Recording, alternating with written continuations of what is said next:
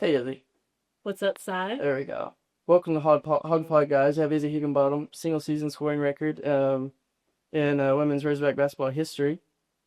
Here to talk to us about like on and off the court. Yeah.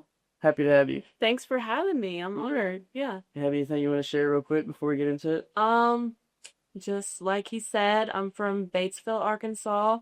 I'm a senior here at the U of A, and my major is psychology. Well, Yeah. well, you started out at Mizzou.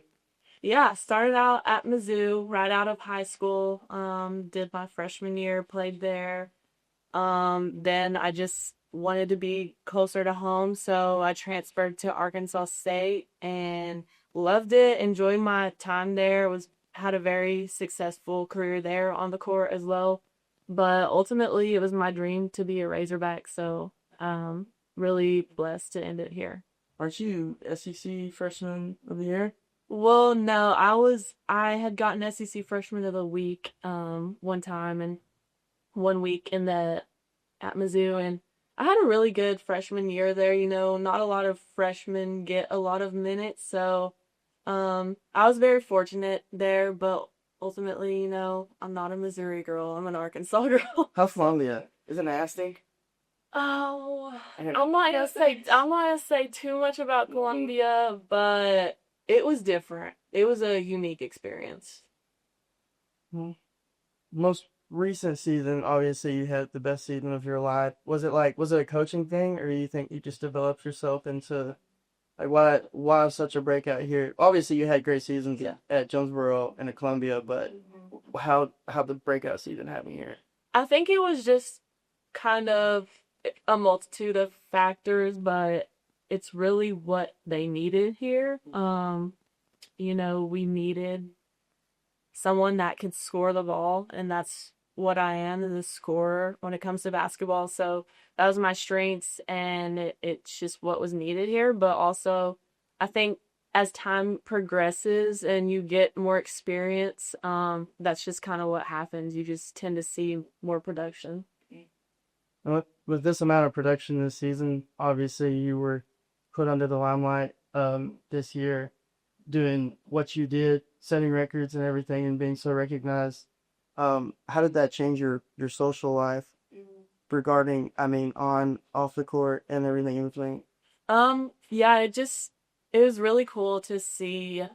Well, first of all, I've just never played basketball for like approval or like popularity. I've just always loved the game. But coming here and seeing, the production that I did on a stage like the SEC, obviously it brings some attention and some social, just social capacity with it. So, yeah, it was cool to see like just the support from fans, and then just going around town in Fayetteville, people just kind of know who you are from that. So that was really cool. Was it tough making genuine friends, seeing as everybody already knew who you were and knew what you could do?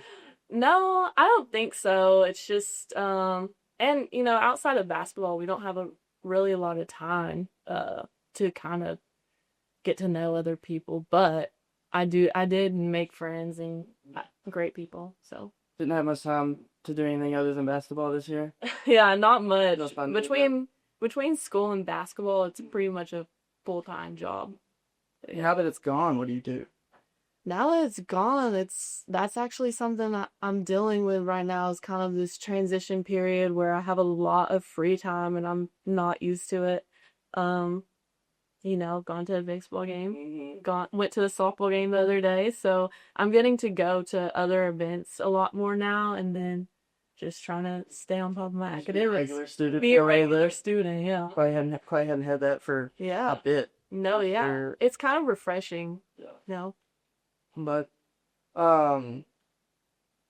now that there is no more basketball, you mentioned earlier the WNBA draft was a couple days ago, and you very well could have been a part of it if you wanted to, but you decided against it. What's next? What's life look like now? We're going to the career path. Yeah. So I just think that my body was ready to retire from playing, and I had a great career playing basketball, and I love every minute of it through the highs and lows. But I'm just ready to be done playing, and however, I'm not ready to walk away from basketball. So I'm looking to get into college coaching and just continue to impact others through the game of basketball. Oh, that's I've watched you. I guess I've watched you play basketball since I was a kid. We watched you play baseball since I was a kid. Remember back in the day, you came to watch your little cousin Tristan. Yeah. Or like third grade, we get in arguments about the Cardinals and the Cubs. Yeah. That was fun. Yeah. So it's been cool to see every single bit of your career as it's now, I guess, came to an end when it comes to playing lives. Yeah. But I'm hoping to see, hopefully, don the Razorback attire again, even if it's just a jacket rather than a jersey. Yeah, that'd be amazing. How's it, but now with all this popularity, you're very well known in Fayetteville, not only Fayetteville, Arkansas. Yeah. How's it feel when you're walking on campus or down the street and somebody's like, hey, yo? Yeah. No, it's really cool, and something I don't take for granted. Like, I love being able to connect with people outside of basketball, and for, I guess, just to be recognized, outside of the court. It's just really cool to see. Now, we talked earlier, and when we went to the baseball game the other week, you discussed that now that you're not playing anymore, there's kind of this little bit of an identity crisis. Mm-hmm. I guess if you want to put it in the most extreme way possible. Yeah. What's up? What's up with that? I mean, it's just, I think, a common thing that college athletes experience. Like, for most of us, this is something we've been doing for 12 plus years. So, basketball, sports in general is one of those things where you have to realize that as an athlete, those aren't who you are.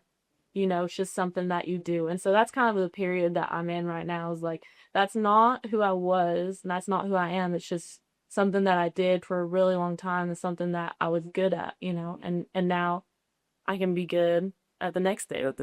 Yeah. Even if it pertains to basketball, Yeah. it'll be good at the next one. Yeah. That's wicked. Oh, I was really excited to ask you about it because you've been there from the start regarding NIL. You saw its birth, and now it's developed into what it is. You have guys skipping practice because they want $3 million instead of $1.5 million. Yeah. Give me a rundown of what NIL is like as an athlete that obviously I assume you were very well part of the scene. I've seen your advertisements on social media and things like that. Yeah.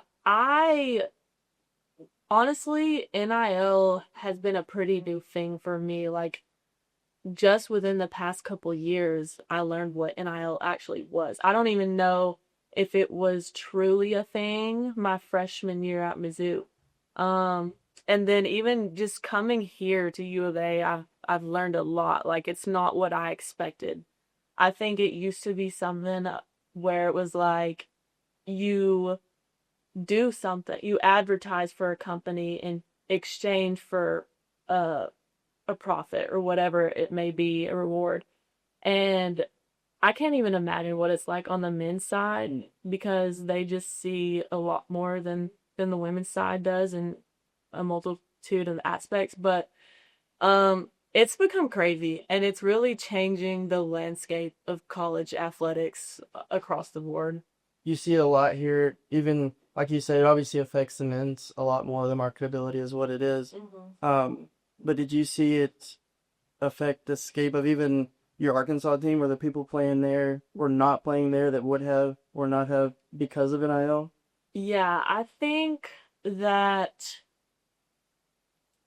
honestly, there probably wasn't as much NIL seen on the women's side and on my team, obviously, as much as what was seen on the men's side. And unfortunately, that's just become a huge thing with recruiting. So it's like, if you don't have NIL money to offer these kids, they don't want to come. And that's what it's come to at this point. I know for me, it was never about money. It's never been about money. I came to Arkansas because I wanted to be a Razorback, and that was my childhood dream. But unfortunately, that's just become what kids are into.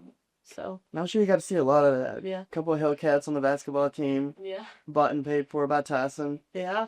Pretty cool, but at the end of the day, it's kind of it all feels less genuine. Yeah, it's crazy. I mean, it's basically a professional sport at this point. Um, is it, especially, I mean, I guess with NIL and anything in between, is it hard to distinct when somebody's wants to get to know you, and when somebody only cares to talk to you because of who you are? Um, I don't think I've really had an issue with that. I think I like to say that I've always had a really good intuition about people. Just since I was younger, really. Just getting to know people, and you can just always tell when people's energy is genuine and when they don't just want something from you. They really just want to get to know you for who you are. So I don't think I've had any issue with that, really.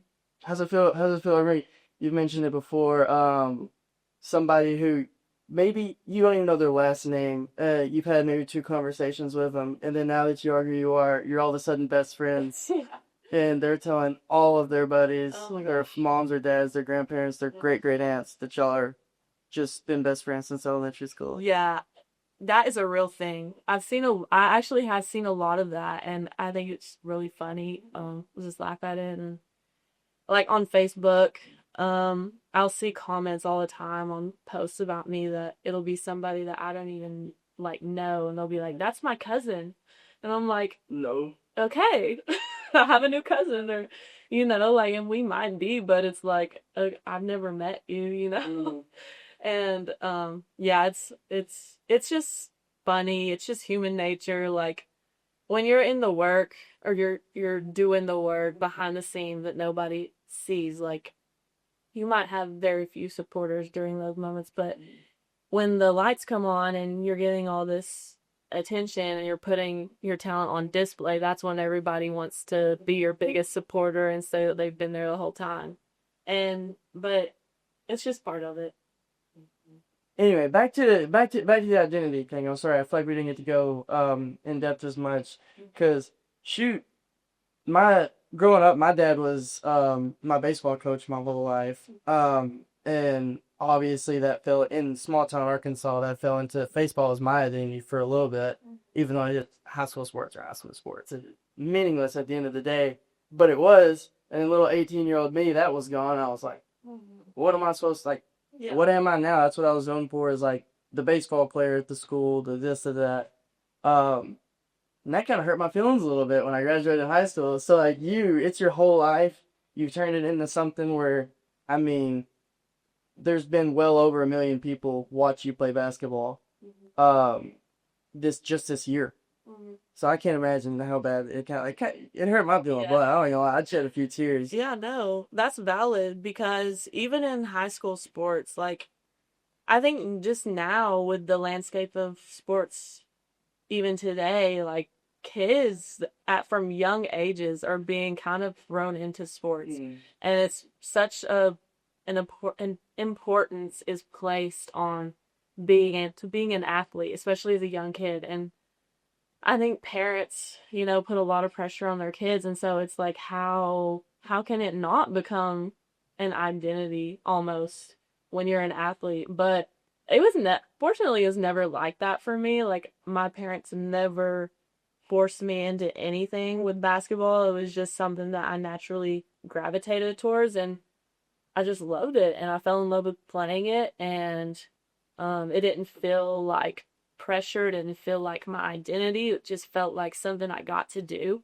But as I got older into high school, it definitely became more significant, I felt like, because high school sports are paid a lot more attention to in your communities. And so people start to recognize you and they start to know you as the basketball player. And so then as I got older, started getting Division 1 offers, it kind of solidified, oh, that's Izzy, the basketball player, the Division 1 prospect, like, and so it kind of does like become just your identity and a significant part of who you are. And so the past 4 years, that's pretty much been my life, is like I've just been an athlete. Like, yeah, and they say like student athlete in college. No, Is that you're an athlete first and you're a student second. And so like that's just been my life and that's been who I am. So now that I'm actually at the end of my career, it's kind of hard because it's like, well, now what? Like, it's kind of cool because now my conversations don't revolve around the next season and what I'm gonna do like next season or what I'm gonna achieve next, as a player. I apologize for bringing you in here. I don't want to talk about basketball. No, that's okay. No, because I love to talk about it, but um, it's just it is hard because like that's just what I did and that's who I was for years and years. So yeah, I'm a little upset about it, but I'll move on to the next adventure. Yeah, I'm not gonna lie. It's kind of what you were. Yeah. And, growing up 15 minutes away from you, it was, especially once you started, like, people were like, oh, okay, so this chick's actually gonna go somewhere. Which, I knew you, I guess, and we were friends, hung out every once in a blue moon, through mutual friends. But at the end of the day, you were, like, the basketball player. When I heard somebody say your name, immediately, just basketball went into my head. Yeah. Kind of like, shout out Caleb Anderson. One of my favorite stories ever is he gets a big head and wants to play you one-on-one, and then you just smash him. Yeah, we're gonna Drop his little. It was awesome. It was awesome. I hope he sees this too. He will. I will show it to him. Oh, that's funny. That was good though. No, I do remember you were the basketball star, which, looking back on it, it's kind of a shallow way to look at it. Look at someone. But I guess it's normal because like everybody has their thing, that they're good at, and unfortunately, in just our society, kind of what you do, no matter what it is, like even grown adults, like when they're in interactions with each other, what's one of the first things that they say to each other? What do you do? Like, what do you do for a living? And so, unfortunately, it's just that's a big part of our culture and who we are is what we do. It was good how you mentioned the parents. It all starts with the parents. I swear up and down. I was umpiring a couple summers ago up here in Fayetteville. This league where it's basically just a bunch of parents. They get their kids together. The kids are gonna go somewhere with it, and most of the time very wealthy, prideful families, I guess, to put it pretty kindly. They put their kids together and throw in these tournaments every weekend, spend every dollar they have on hotels to go to different spots every weekend. Well, I'd umpire these games. It's a little more serious than small town Arkansas umpiring. Yeah. So, and I realized really quickly that these kids, baseball is their identity through and through, talking to them and everything. And it's not really their fault because when you talk to their parents, their whole identity isn't even in baseball. It's in the fact that their kid plays baseball and is good at it. Yes. I had one game. It was a rough day. I umpired 7 games that day. And it was the championship game on the Sunday. And I'm not gonna lie, I was calling a really bad game. Yeah. A really bad game. I was tired. So that caused a little bit of feud, but that was towards me. Yeah. But at the end of the game, this team loses, whatever. And I'm walking off. And out of nowhere, this parent and the coach just start throwing hands, going at each other. And while their 12-year-old kids are sitting there crying. They're both sitting there together, friends. Yeah. While their dads fight. Yeah. Quite literally fight, crying their eyes out. Yeah. It's like, this is the saddest thing in the world. I love umpiring. I love baseball. Yeah. I was like, I don't want to be here anymore. Yeah. I'd ruined it for me. Youth sports is becoming kind of crazy, honestly. And it used to not be like that, but I feel like I've just seen a lot more nowadays where parents are trying to live through their kids. And it's just, they need a reality check, to be honest. And sadly, most of the kids, they don't get it until they're done. Yeah. Until they're done. Thankfully, I mean, you've had a good enough head on your shoulders to know that it all comes to an end and that there's a lot more out there than, putting the ball in the hoop. But a lot of these kids, you talk to them, you talk to some of my little brother's friends who are going to go play. He's going to go play some college ball, and I've met a couple of the guys that are going to do it with him. And Rhett, he's fully aware that it's just baseball. You know, he loves it to death. Yeah. But a lot of these kids that he's friends with, they're like, it's as if there's nothing else. Yeah. And that reality check isn't going to hit them until they're not too old. Because, I mean, Yeah. 20-something, we're young at the end of the day. But And, you're going to get thrown into the real world at 21, 22. Yeah. And be like, I don't know what I'm doing. I know. And then you're turning to used car salesman. Yeah. And they get all freaked out. Don't know how to pay the mortgage. Don't know how to do taxes. Yeah. Yeah, I feel bad for these kids, man. It's with the parents. Parents are so bad. Yeah. Because, I don't know, it's just so unfortunate in how parents put pressure on their kids, and then, so you have that on one end of the spectrum, and then you have on another end of the spectrum, parents think that their kids have already made it, like, they're vets, or whatever they do, and they're already Division I. They could be 12 years old, and they're already a Division I athlete, like, you know? Probably trying to get a hold of you to ensure their spot on the women's basketball team. Yeah, and it's just like, no, like, it takes a lot of work. Like, you know, even me, there was never a point in my college career where I was like, okay, I can stop working now. Like, I've made it, you know. Even coming to Arkansas, I was like, no, I've got to earn my spot. I got to compete out here every day in practice. And that's what it was to me. I'm a competitor, and you know, that's what I want to continue on as a coach someday, is the competition and just helping younger kids, you know, understand, like, you know, you have a lot of potential, but are you going to just leave it at that potential, or are you going to do something with it and try to maximize it, you know? Yeah, no, you said no more basketball. Was it just a physical, like, decision just because your body's worn out? Or did you want to, if you were at your peak physical, I mean, however you want to put it, would you put your name in the draft, or you're just done with it? My name actually did go in the draft. I signed with an agent, and it's just with the I was just gonna put my name in the draft to see kind of what happened with it. I knew there was a chance and a possibility. But with the limited roster spots and teams in the W, it's just really hard to get drafted. 12 teams? Yeah, it's really hard to get drafted. It's not like the NBA. And there was a small little percentage in me that was like, I'll be okay and almost relieved if I don't get drafted, and that might sound so terrible to say, because I mean, that was one of my dreams as a kid in the driveway playing basketball. You know, I'd be like, if I make this shot, I'm going to the WNBA, you know?